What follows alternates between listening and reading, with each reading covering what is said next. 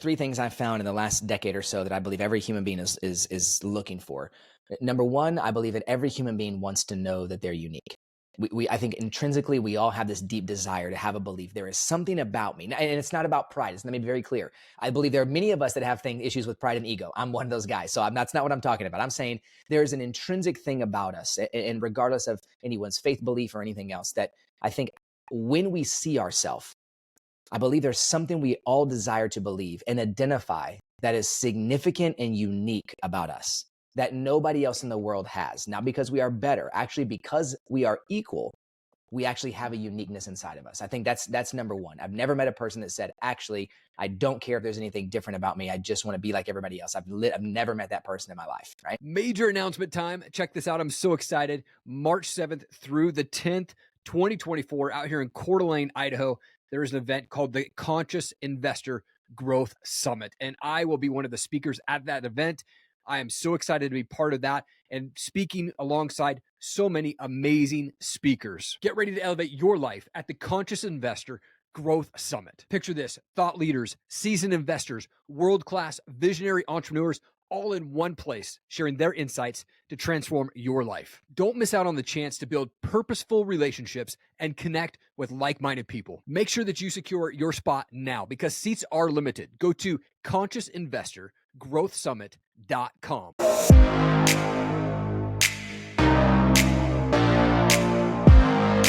Rocky, you're a husband, father, author, keynote speaker, coach, consultant, entrepreneur. You're the founder of Wiser Sons and so much more, man.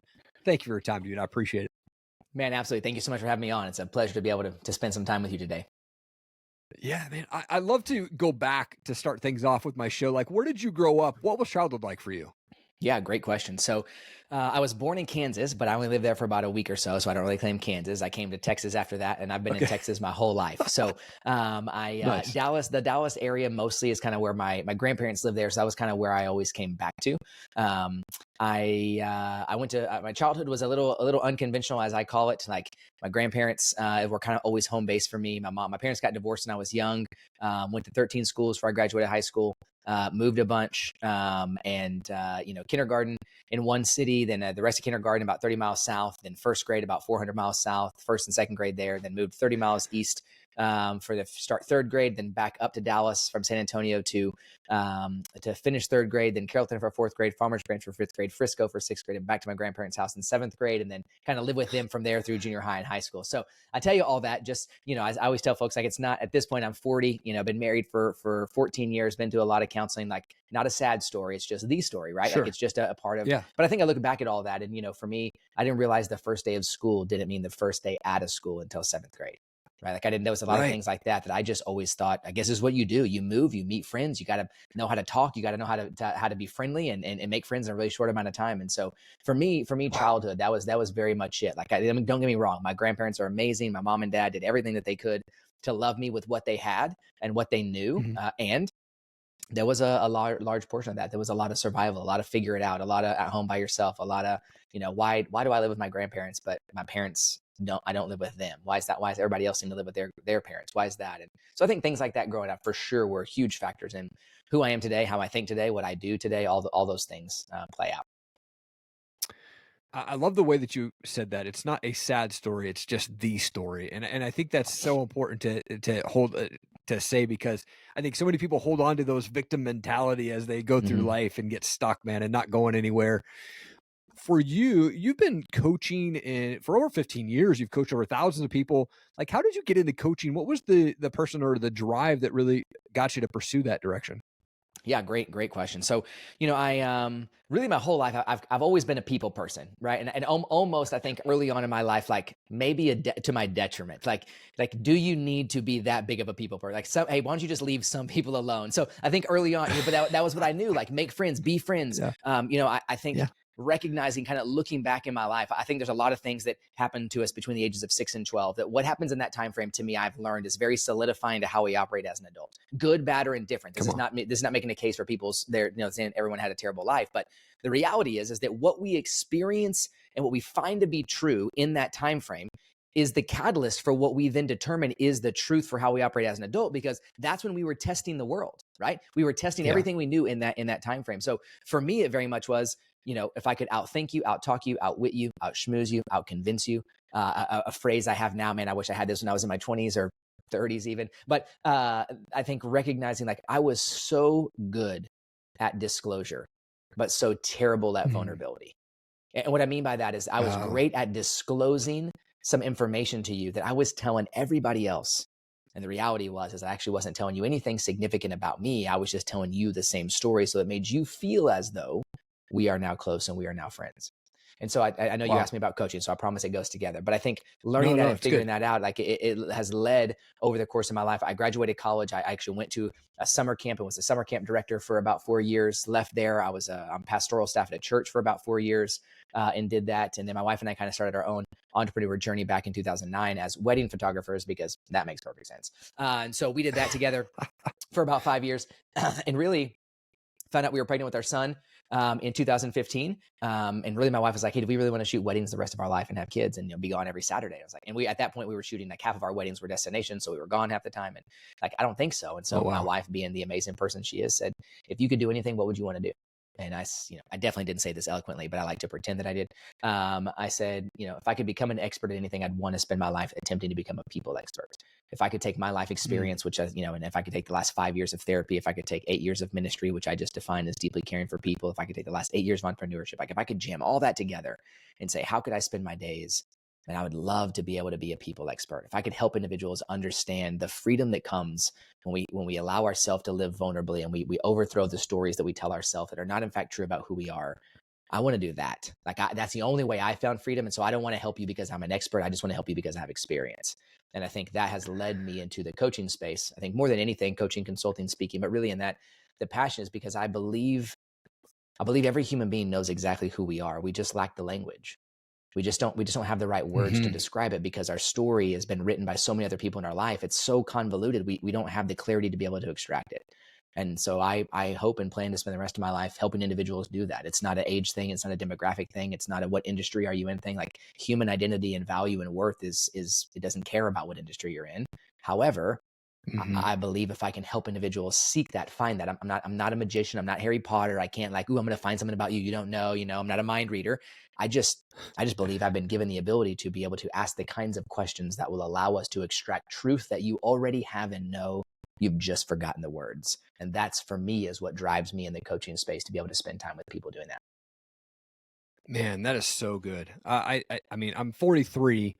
And just going back to where you talked about, everything happens, that we really remember that 6 to 12-year-old. When I was 13, I had to fight my mom's boyfriend off and lots of Mm, blood. And then I was in jail at 18 and bankrupt at 21 and battled addictions. And like I had to go through therapy and even this year was going through counseling to figure out what the hell, man, why did all this stuff happen to me? Right. And like yep. had to really overcome all of that stuff. And now on the other side of that going, okay, it's the past, it's over. And, my past, other people's opinions can't define my future.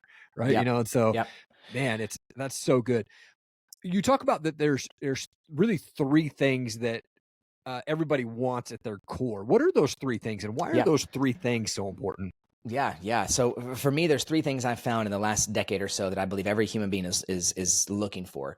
Number one, I believe that every human being wants to know that they're unique.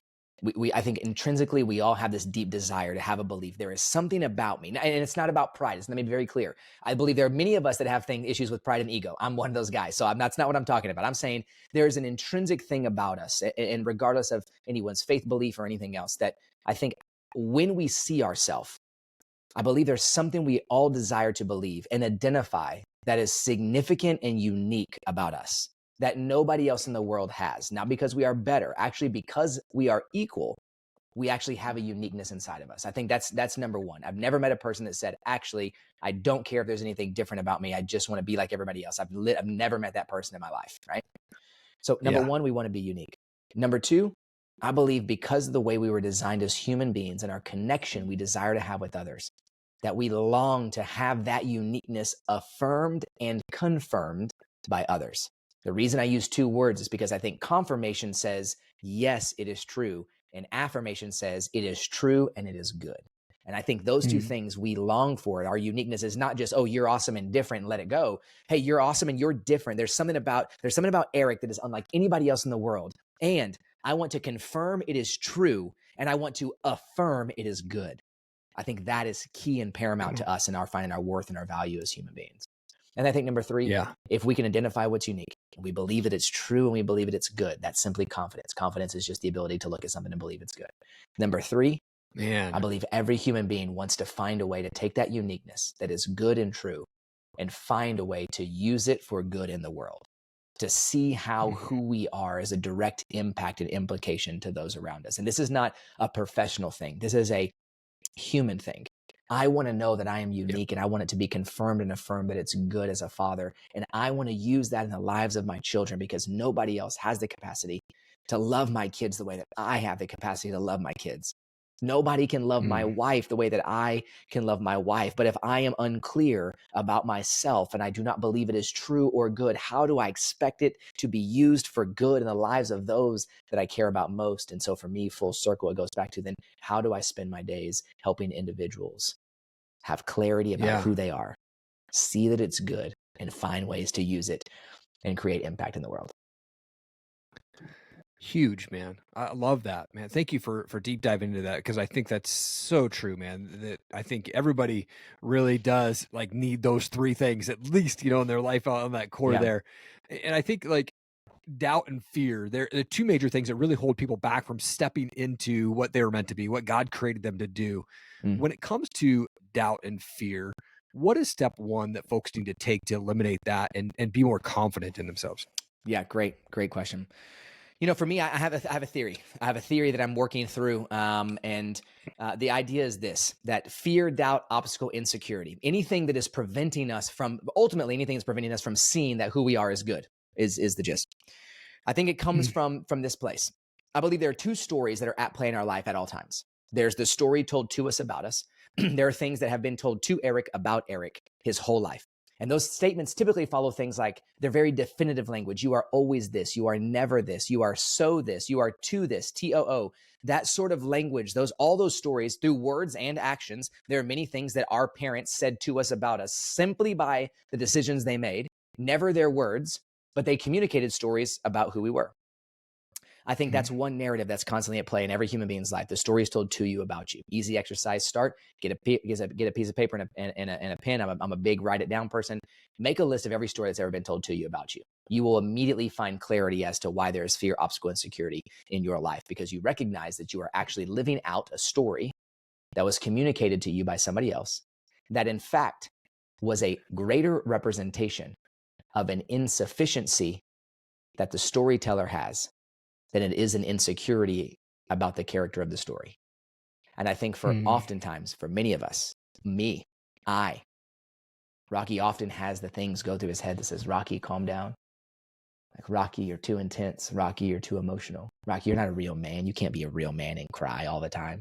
Why do you can't be empathetic and care? You're Mr. Vulnerability now, huh? So it's just so easy for you. And everybody, all the stories that were told to me about me, right? So that's part one. Part two is, man, what are all the stories that Rocky is telling Rocky about himself? What are the stories we say to ourselves about ourselves? Hey, Rocky, look at his face. They're not into it. Hey, Rocky, this is the wrong group to be doing vulnerability workshops with. Hey, Rocky, look, that's not going to work. Hey, you didn't work out as much as that guy does. He's not going to take you serious. Hey, Rocky, you got a shelf behind you because your wife's a designer. It looks a little different. My boy here is rocking the American flag. Hey, maybe this is not a good fit. Maybe it's not right. All the things that go through your head. I used to think that these two stories were like two pencil lines on a piece of paper that they just crisscrossed one time. And if I could find the intersection of that, then I could just unravel the story. I know that I can't change what was told to me about me, but I can very much control what I tell myself about myself. I could unravel it one time and, man, I'm good. I'm Gucci now, right? Like, let's go. I got confidence because it's not true. But I found over my life and my experience in the last decade or so working with folks that it's kind of more like DNA. That these two narratives and stories are woven together like a tapestry, constantly intersecting. And it's our obligation, I believe, and responsibility to not just make a list of every story told to me about me and the ones I tell myself about myself, but how rather than do I begin to unravel and unpack these narratives so that I can discover what is true. Because I have been told my whole life, Rocky, you're too intense. And Rocky tells himself, Rocky, calm down. Look at their face, bro. They don't like all the questions. And Rocky has to unravel that regularly and say, wait a second, the story that is actually true, the fear is they're going to hate you. The truth is, Rocky, you are intense. And here's the kicker. And it is good. And I think that's where we get to confirmation and affirmation. We begin to unravel the stories around fear, doubt, obstacle, and security. It is a narrative that has been written on our behalf that we have taken in and said that we're going to live out instead. And our ability to begin to unravel that and find the truth and then recognize that it is good. Well, for me, that just becomes a daily practice. It's not a one-time thing and all of a sudden Rocky's problems are solved. Rather, it's a daily practice of recognizing and reminding myself about what is good and true about who I am. And how do I consistently see that being lived out? But it's going to cause me to unravel the tapestry, to pull the thread, to see the DNA over and over and over and over so that I can be reminded about what's true. Man, come on. Hey, this is a quick shout out from one of our awesome sponsors. Check this out. Thank you to Tracy down at Tranquil Turtle Massage in downtown Coeur d'Alene. Look, my wife and I, we see Tracy and her team every single month for couples massage, and it is the best thing. Tracy is a master massage specialist and a Hanu Ashiatsu trainer. You need to reach out to Tracy and her team. Make sure that you tell them that I sent you, and you'll get $25 off your next massage. Also, while you're there, check out CDA Brows, Body, and Ink. Make sure to tell Tracy that I sent you, and you'll save $100 on your next tattoo brows and plasma tightening services. Dude, I love this, man. And speaking of daily, like, what are those daily non-negotiables for you that kind of set the tone for the day when you wake up?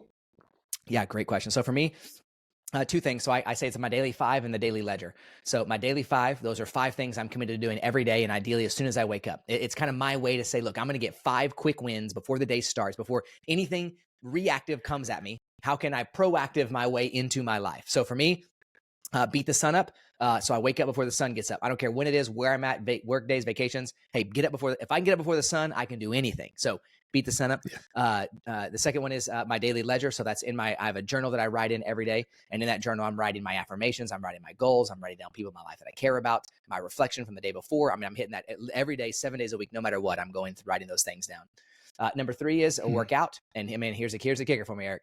I have growing to learn that workout doesn't mean 60 minutes, 800 calories and killing yourself. Sometimes a workout means I did 15 push-ups and we call it a day. That's what I could squeeze in, but I got to do something. I want to do something that morning. So workout. I want to train my brain. So it may be reading, it may be meditating, it may be a podcast, something. I just got 10 minutes to train my brain. And then lastly, my 5th one right now is to use my Spanish app. I'm trying to become fluent in Spanish. So I got my one lesson a day on that. So for me, we're talking about daily habits, daily things that I'm doing to keep myself. Number 1, I'm hitting the daily 5 every day as often as possible. Number 2 is I'm utilizing the daily ledger. That daily, it's my kind of format of going, who am I? That's affirmations. So for me, that's how I use them. What are affirmations? Affirmations are statements of truth about who I am, not what I do, but about who I am. And then I write my goals down underneath that. Goals are a representation of what it is I'm looking to accomplish because of who I am in my affirmations. So I've got 6 affirmations and 10 goals. I write those things down every single day with a group of people that I care about and so on. But for me, those are some daily habits, daily practice. I'm not trying to overcomplicate it. I don't want to make it something where it's unattainable. I also don't get it done every single day. Like I try, but some days it doesn't. And for me, that allows me to go, hey, wait a second. Like today's day 1. Like I'm just gonna, it's not a restart, right? There's some days I don't get a workout in. Oh, I got to start over tomorrow. No, bro, I've been working out 40. I've been working out a long time. I'm not starting over. Yeah. I'm just continuing. But I gotta you gotta build a level of consistency and discipline to remind yourself, the story that I told myself is that 24 hours restarts the clock and I'm an idiot. The reality is that life is continuing. And actually I went 36 hours between workouts. So who says that I missed a day? I'm just continuing, right? So it's the ability to recognize where I'm at. So for me, those are some quick things on a daily basis I'm looking at to go, how do I keep myself aligned? How do I remember who I am? How do I not get all sidetracked and every story is ruining my life? Well, number 1, hit the daily 5. And number 2, like, man, write some things down. If I can get out what's in my head, I can see it. I can remind myself about who I am and what I'm pursuing. Man, it allows me to be so much more proactive than reactive. A small thing, maybe it's a little more relatable to folks. Like I despise when my kids wake me up in the morning. So I purposely okay, what time do they get up and how early do I need to get up so that I can wake myself up? Because it triggers this, I don't know what it is, man. It like triggers this immediate reactivity in my life to where I'm like, now everything I'm choosing has been a reaction because I had to react to them waking me up because I wasn't up.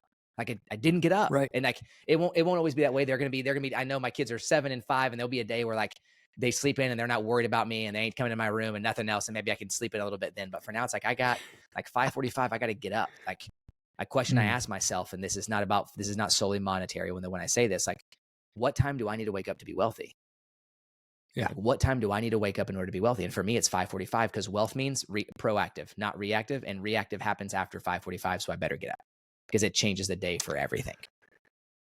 Huge, man. That's such a good way to look at it when you're waking up. I'm an early riser. I get up at 4 a.m. every 6 days a week. I usually don't set the alarm on Sundays, but I looked at it as, if I wake up, I immediately start to stack those wins. One, I'm 43. So if I open my eyes, I'm like, that's win number one. And then I get up and I make my bed. There's 2 wins, already starting to stack the wins, right? But the early morning hours for me, that's when I'm able to have my time. That's when I'm writing those goals, the affirmations like you talked about. Me, I spend time in prayer and things like that. Those are the non-negotiables. But I know I got to beat the sun up. I got to beat my kids up. That's the one time that I can have where it's just me. And so people are like, well, why the heck do you wake up 4 a.m.? It's like, my desire to be successful in life and as a dad is more important than sleep right now in my life. Like that's my priority, is just to be better in those areas. Definitely the early morning is for me. One of the things that I saw on your website, or maybe it was a post, I forget, that you did, you talked about this thing called the hero effect. What is this hero effect, and how has that impacted you? Yeah. You know, I'm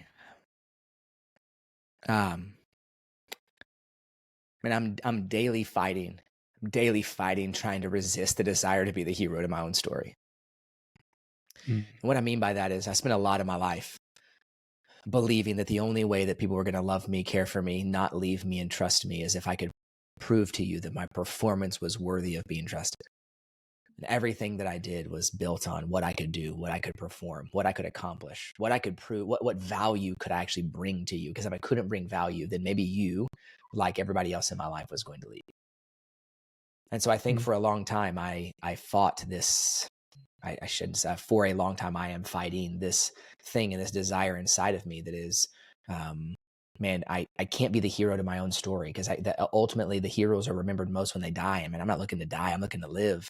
And I'm not knocking heroes, don't get me wrong. It's a play on words for myself. It's a metaphor that helps me understand myself. But I'm not gonna win by myself. I'm not gonna achieve it by myself. I'm not gonna have a great marriage because I was a great husband. Great marriages are not built solely by great husbands. Great marriages are built by great husbands and great wives who want to have great marriages. So like, it's not a great fathers are not built solely by great fathers because I have a great father, but the son was not involved in the father's life, and therefore how could he actually be a great father without a son? Like, there is something in a part of everything that we are doing that is directly correlated to our ability to engage and create and build a level of community with others. And so for me, the idea of the hero has to die is that it's a daily death for me to be able to say, you got to put the ego, man, you got to put the pride, you got to put that desire to be number one, to everyone's going to love you, they're going to like. I remember I walked away from a teaching pastor job when I was 27 at the church I was at, a church of 3,000 or 4,000. I was going to teach 26 weekends a year. I'd never been to seminary. They were going to cover seminary for me, pay me a great salary. Hey man, you just get on stage and do your thing. I had a faux hawk one tattoo, like I was living it. You know what I'm saying? Like, and like in that time, I just remember thinking, like,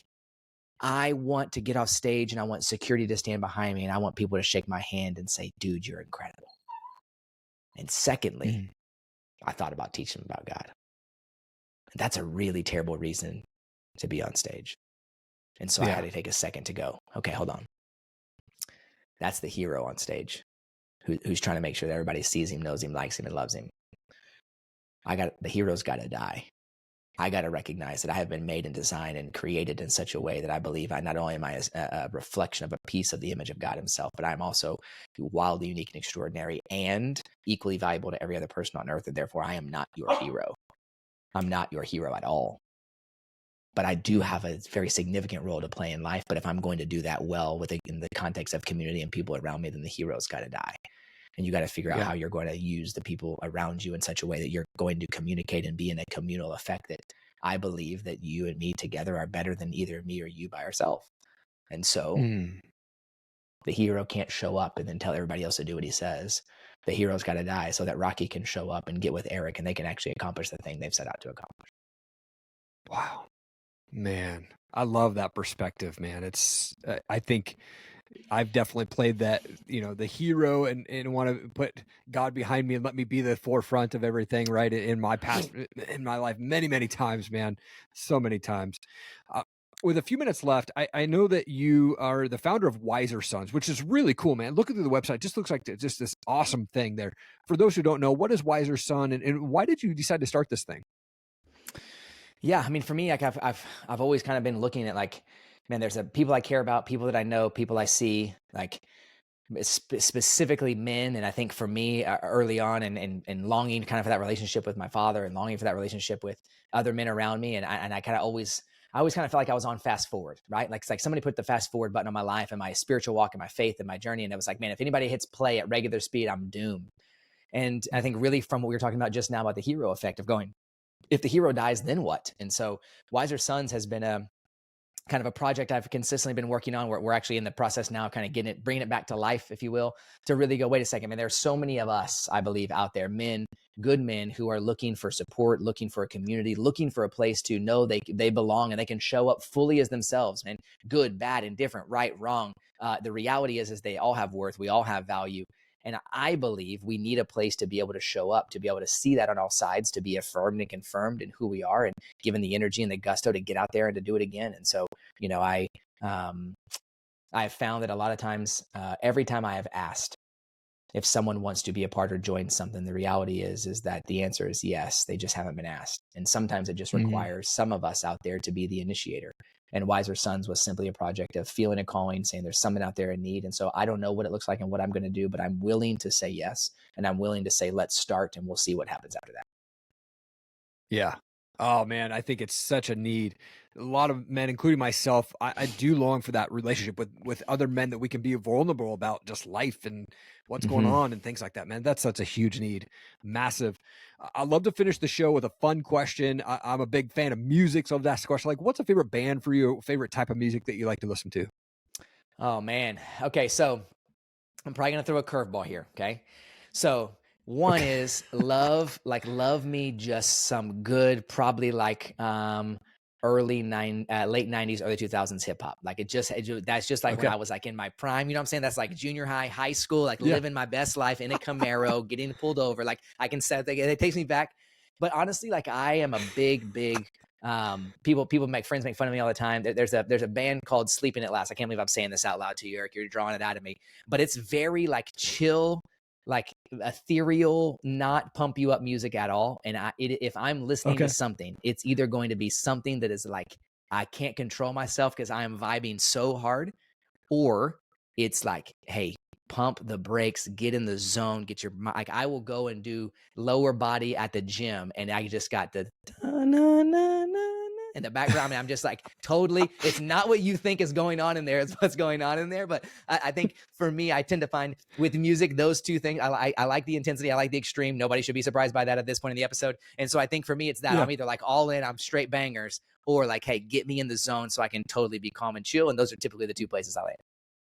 Oh, so good, man. I'm the same way. Like I love the jam music. I'm more of a rocker, but love the old school hip hop. Wu Tang, Outkast, Tupac, all those guys, right? Oh yeah. But when I get into the zone where I need to like be reading or really get my brain thinking, I actually turn on the Tron soundtrack, and it's just this chill sort of like beats, right? No lyrics. That's what helps me really get in the zone and concentrate tons. So man, Rocky, thank you so much for this conversation, dude. You absolutely brought it, dude. You're an absolute world changer, man. Thank you so much for sharing. And man, thank you for your time. I appreciate you. Man, absolutely. Thanks so much, Eric. Thanks for having me. Thanks for having me on, and greatly appreciate having the conversation with you today. Thank you so much for checking out the show today. I really appreciate it. I hope that my guest was able to bring you some amazing wisdom and knowledge to help you continue to fight for your goals, your dreams, and your purpose. If you could do me one big favor and just hit that subscribe button, I would so appreciate it. Thank you so much for your time. Keep changing the world. I believe in you. Have an amazing day.